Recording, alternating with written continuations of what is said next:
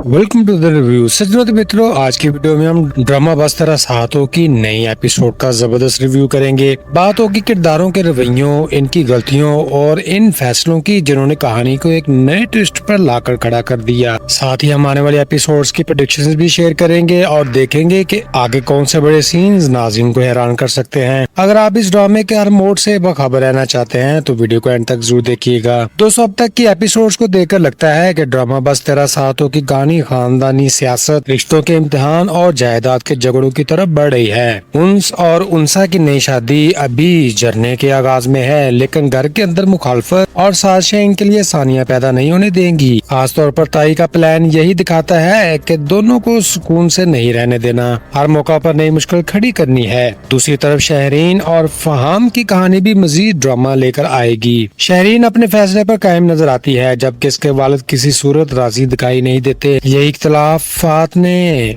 आने वाली एपिसोड्स में बड़े कॉन्फ्लिक्ट की शक्ल इख्तियार कर ली है। साथ ही मुस्लिम के इरादे भी साफ नहीं लगते, इसलिए जायदाद के मामले में कोई नया ट्विस्ट सामने आ सकता है। मेरी राय में आंदा एपिसोड्स में उनस और उनसा के एक दूसरे पर मजीद ट्रस्ट करना होगा, वरना मुखालिफ लोग इनके दरमियान गलत फहमियाँ पैदा करने की कोशिश कर सकते हैं। मुमकिन है फहाम के माजी से मुतल्लक भी कोई नई सीक्रेट सामने आए जो सबको हैरान कर दे। मजबूरी तौर पर कहानी अब आहिस्ता आहिस्ता अपने असल क्लाइमेक्स की तरफ बढ़ती हुई महसूस हो रही है, जहां कई राज खुलेंगे और रिश्तों का असली इम्तिहान होगा। दोस्तों, ड्रामा बस्तर सातों के इस हिस्से में कई किरदारों का रवैया काबिल गौर है। सबसे पहले उनसे तारीफ का मुस्तहिक है, क्योंकि वो अपनी बीवी का हर हाल में सपोर्ट करने की कोशिश करता है, इसकी इज्जत का ख्याल रखता है और हर मसला में बातचीत से हल करने की कोशिश करता है। उनसा भी दाद की मुस्तहिक है, क्योंकि वो अपने हक के लिए एतमाद से खड़ी होती है, ध्यान रखती है कि जहेज जैसी बुराई को एक्सेप्ट न किया जाए और अपनी बात साफ अंदाज में कर दी जाए। दूसरी तरफ ताई के किरदार पर तनकीद बनती है, क्योंकि वो हर वक्त झगड़ा, ताने और जिससे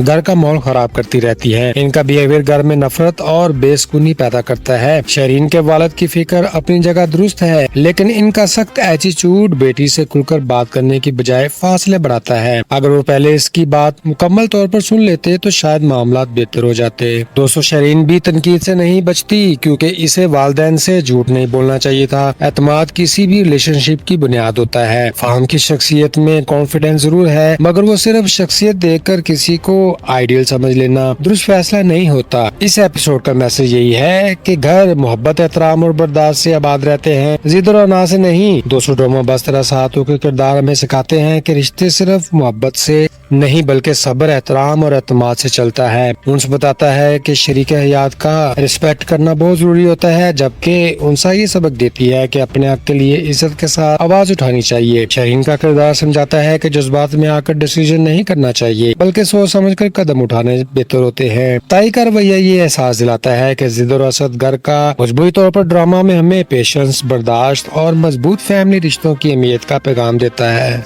जी तो फ्रेंड्स, आज के लिए इतना ही। फिर मिलते हैं लेटेस्ट वीडियो में। खुश रहें, खुशियां बांटें और अपने भाई को दुआओं में रखें याद। Good bye, see you again.